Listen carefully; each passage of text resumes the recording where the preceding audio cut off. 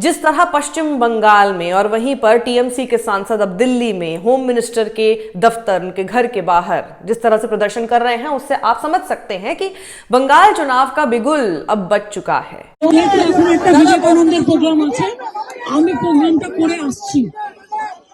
আর বাংলার উপর যে হামলা ওরা করেছে, এই হামলার প্রত্যুত্তর জনগণ দেবে, এটা আমি বিশ্বাস করি। এবং নিজেদের ফেস সেভিং করবার জন্য ফেস সেভিং ফর্মুলা কিছু গদি মিডিয়াকে কাজে লাগিয়েছে। সেই গদি মিডিয়ার ডিটেলসটাও আমরা নজর রাখছি এবং যেটা সত্য আমরা সেটা সত্য সবসময় সত্যানুসন্ধান করতে দেব, কিন্তু অসত্য কথা যারা বলেছে। जी हाँ, क्योंकि आईपैक का वो दफ्तर, आईपैक वो एजेंसी जो कि ममता बनर्जी के लिए काम करती है, और उसमें कई सारे लोग ये सवाल भी उठा रहे हैं कि ये बहुत ही अटपटा है कि जब तक प्रशांत किशोर आईपैक को हेड कर रहे थे तब तक ईडी की कोई भी रेड उस एजेंसी के ऊपर नहीं पड़ी, लेकिन जैसे ही उससे वो हट चुके हैं और अब वो सीधा ममता बनर्जी के लिए काम कर रही है, तो वहां पर ईडी की रेड हो रही है। ईडी का इस्तेमाल एक बार फिर उस राज्य में किया जा रहा है जहां पर अब से 2 महीने बाद चुनाव होने वाले हैं। पश्चिम बंगाल को लेकर किस तरह से भारतीय जनता पार्टी बेहद सेंसिटिव है, ये आपको पता ही है, क्योंकि वही एकमात्र राज्य और इसीलिए देश भर में सभी लोगों की निगाहें हमेशा पश्चिम बंगाल के चुनावों पर टिकी रहती है। इस बार फिर मैं आपके लिए बंगाल साक्षी है 2.0 लेकर आऊंगी, लेकिन सबकी नजर वहां पर इसलिए रहती है कि आखिर क्या बात है पश्चिम बंगाल में कि यहां पर ये लोग नहीं अपनी सरकार बना पाते हैं। तो वहीं पर इस तरह की तस्वीरें आपको देखने को मिली।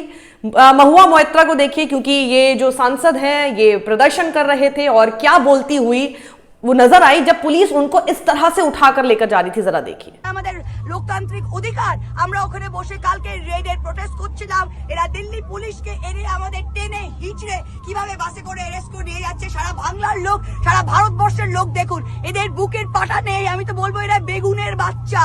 এরা যদি বাঘের বাচ্চা দেখতে চান তো টিএমসি কি দেখুন। বিজেপি হলো বেগুনের বাচ্চা, টিএমসি হলো বাঘের বাচ্চা। দেখে যান আপনারা বাংলার লোক।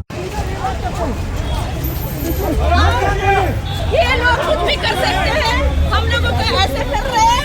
बीजेपी हार रहे हैं बंगाल में। बंगाल में क्या कर रहा है अमित शाह?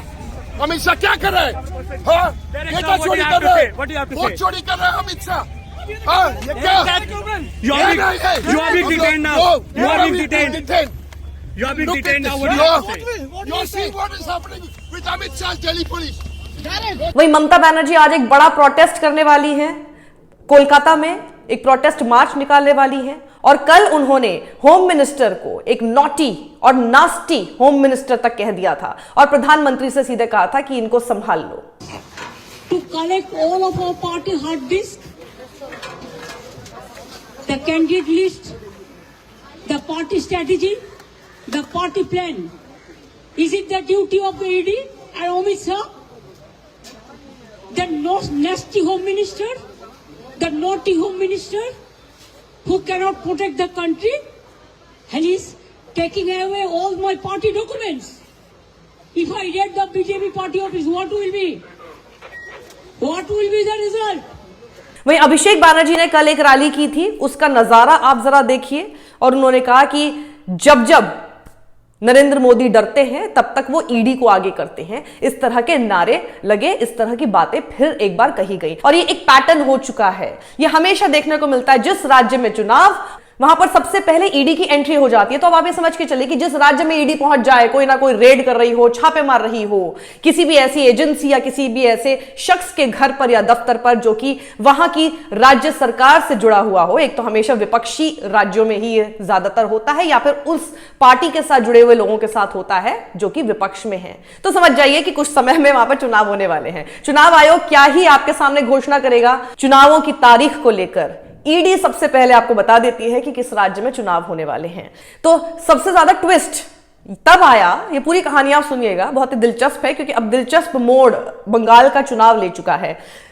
ट्विस्ट तब आया जब ममता बनर्जी, हमेशा एक बात तो है कि एकदम हेड ऑन लेती हैं, जब भी कुछ इस तरह की चीज होती है, ममता बनर्जी खुद मुख्यमंत्री हैं, पहुंच जाती है वहां पर। तो आईपैक के दफ्तर में जब रेड चल रही थी, ईडी रेड कर रही थी, तो ममता बनर्जी वहां खुद ही पहुंच गई, और वहां जाकर उन्होंने उनकी नाक के नीचे से अपना दस्तावेज ले लिए और उन्होंने यह आरोप लगाया कि ईडी जो है उनके जो अपने अंदरूनी दस्तावेज हैं, उनकी जो हार्ड डिस्क है, जो उनके डेटा है, वो सब कुछ जब्त करके ले गई है। तो ममता बनर्जी ने वहां पहुंचकर दावा किया कि तृणमूल कांग्रेस की हार्ड डिस्क, आंतरिक दस्तावेज और संवेदनशील डेटा को जब्त करने की कोशिश की गई है। और ममता बनर्जी ने प्रतीक जैन को अपनी पार्टी का आईटी चीफ बताया और कहा कि उनके घर पर ईडी का छापा राजनीति से प्रेरित और असंवैधानिक है। ममता ने आगे कहा कि ईडी के लोग तृणमूल कांग्रेस के दस्तावेज और उन हार्ड डिस्क को जब्त कर रहे थे जिनमें पार्टी के विधानसभा उम्मीदवारों के ब्यौरे हैं। लास्ट में ममता कहती हैं, मैं उन्हें वापस ले आई हूं, यानी दस्तावेज को वापस ले आई हूं, नाक के नीचे से लेकर आ गई। वहीं मुख्यमंत्री ममता बनर्जी ने कहा, मुझे पता चला है कि ईडी की फॉरेंसिक टीम आई थी और उन्होंने कुछ डेटा ट्रांसफर किया और हमारी हार्ड डिस्क, हमारे वित्तीय कागजात और राजनीतिक दस्तावेज ले लिए। बीजेपी के पास लाखों करोड़ों की संपत्ति है, लेकिन सीबीआई और ईडी ने कभी उन्हें नहीं पकड़ा। ममता आगे कहती हैं, मुझे नहीं पता था कि यह सब चल रहा है। मैंने आईपैक चीफ प्रतीक जैन को फोन किया, लेकिन उन्होंने फोन नहीं उठाया। बाद में मुझे पता चला कि ईडी ने उनका फोन जब्त कर लिया है। ममता बनर्जी ने कहा कि आईपैक हमारे साथ समझौते के तहत काम करती है। किसी भी आईटी सेक्टर से कभी भी डेटा लेना क्या अपराध नहीं है? क्या यह लोकतंत्र की हत्या नहीं है?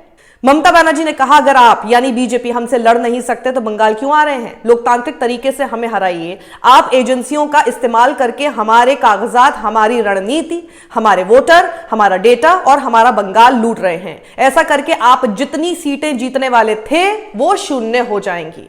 ममता ललकारते हुए कहती हैं, अगर अमित शाह को बंगाल जीतना है और उनमें हिम्मत है तो वो चुनाव लड़कर आए।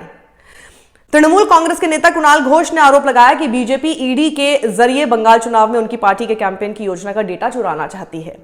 गुरुवार को कुणाल घोष पत्रकारों से बात करते हुए कहते हैं, बीजेपी असली वोटर्स को तंग करने में लगी है। जब उन्होंने देखा कि सारे तृणमूल वर्कर सड़कों पर आ गए तो उन्हें लगा कि वोट चोरी फेल हो रही है, इसलिए अभी डेटा चोरी की साजिश की। अगर अभी छापा मारा है तो इतने दिन तक क्यों नहीं कार्रवाई की? आज चुनाव सामने है और आईपैक हमारे लिए एडवाइजरी का काम कर रहा है। हमारे चुनाव अभियान की सारी प्लानिंग, जैसे किस जिले में, किस गांव में कैसे कैंपेन करनी है, टीम में कौन कौन है, यह सब चुराने की कोशिश है।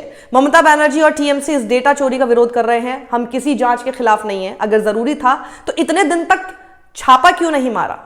चुनाव से ठीक पहले ऐसा क्यों किया गया? वो लोग टीएमसी का ब्लूप्रिंट बीजेपी को देना चाहते हैं। बिल्कुल, चुनाव से ठीक पहले ज्यादा डेटा होगा ना, उससे पहले तक तो तैयारियां ही हो रही होती है, लेकिन अब एग्जैक्टली कहां पर क्या क्या होगा, बिकॉज आईपैक वो कंपनी है, वो एजेंसी है जो कि ये सारी चीजें एक जिस तरह से आप कह सकते हैं कि इलेक्शन कैंपेन संभालती है तृणमूल कांग्रेस के लिए। और उधर बीजेपी क्या कहती है, आप जरा वो सुनिए। वो कहते हैं कि अगर पश्चिम बंगाल में छिपाने जैसा कुछ नहीं है तो एक मुख्यमंत्री आधिकारिक जांच स्थल से फाइलें हासिल करने के लिए क्यों पहुंच रही है? बीजेपी ने इसे बंगाल के लिए काला दिन बताया है। इधर ईडी ने साफ किया है कि किसी भी राजनीतिक दल के कार्यालय पर छापा नहीं मारा गया है। ईडी ने कहा है कि कोयला तस्करी सिंडिकेट अनूप माझी के नेतृत्व में चल रहा था, जो पश्चिम बंगाल में ईसीएल के लीज वाले इलाकों से कोयले की चोरी और अवैध खनन में शामिल थे। ईडी के अनुसार तलाशी की कार्रवाई शांतिपूर्ण तरीके से चल रही थी, लेकिन बाद में पश्चिम बंगाल के मुख्यमंत्री, पुलिस कर्मियों और राज्य प्रशासन के अधिकारियों के पहुंचने के बाद 2 ठिकानों से फिजिकल दस्तावेज और इलेक्ट्रॉनिक सबूत जबरन हटा दिए गए। ईडी ने स्पष्ट किया है कि यह कार्रवाई पूरी तरह सबूतों के आधार पर की गई है और इसका किसी भी राजनीतिक दल या राजनीतिक संस्था को निशाना बनाने से कोई संबंध नहीं है और किसी भी राजनीतिक पार्टी के कार्यालय पर कोई तलाशी नहीं ली गई है। लेकिन ईडी कैसे काम करती है, यह किसी से छुपा नहीं है। इंडियन एक्सप्रेस की खबर जरा अब पढ़िए, मैं आपके सामने स्क्रीन पर ला रही हूं। 2014 से अब तक भ्रष्टाचार की जांच का सामना कर रहे 25 विपक्षी नेता बीजेपी में शामिल हो गए, जिनमें से 23 को राहत मिली। इसके ऊपर मैंने पहले भी एक वीडियो बनाया है। खबर और डेटा पुराना है, लेकिन ईडी की कार्यशैली इसी हेडलाइन से आप समझ सकते हैं। 10 साल में 193 नेताओं पर केस दर्ज, लेकिन सजा सिर्फ 2 को। क्या विपक्षी नेताओं को ही टारगेट करती है ईडी? यह सवाल बार बार उठता है। अगर ईडी इतनी ही काबिल है तो जा जाके छापे मारती है। जिन लोगों को आरोपित करती है या तो वो बीजेपी को ज्वाइन कर लेते हैं या फिर उनके खिलाफ कोई भी फाइनल कॉन्सिक्वेंस नहीं निकलता है। तो क्या फायदा इतनी सारी एक्सरसाइज का, अगर ये सिर्फ प्रेशर टैक्टिक्स नहीं है और ये सिर्फ उन चुनाव से पहले बीजेपी की तरफ से उस पार्टी या उस सरकार के ऊपर प्रेशर बनाने की कोशिश नहीं है जो उस राज्य को, बीजेपी को आसानी से नहीं दे रही है। वित्त राज्य मंत्री पंकज चौधरी ने संसद में बताया कि अप्रैल 2015 से फरवरी 2025 तक ईडी ने सांसदों, विधायकों और अन्य नेताओं के खिलाफ 193 मामले दर्ज किए, जिनमें से केवल 2 में दोष सिद्धि हुई। इसलिए अब जरा बताइए कि आईपैक पे हुई ईडी की छापेमारी को आप किस तरह से देखते हैं? कमेंट बॉक्स में अपनी राय जरूर दीजिएगा और इस वीडियो को ज्यादा लोगों तक पहुंचाइए। सत्यमेव जयते।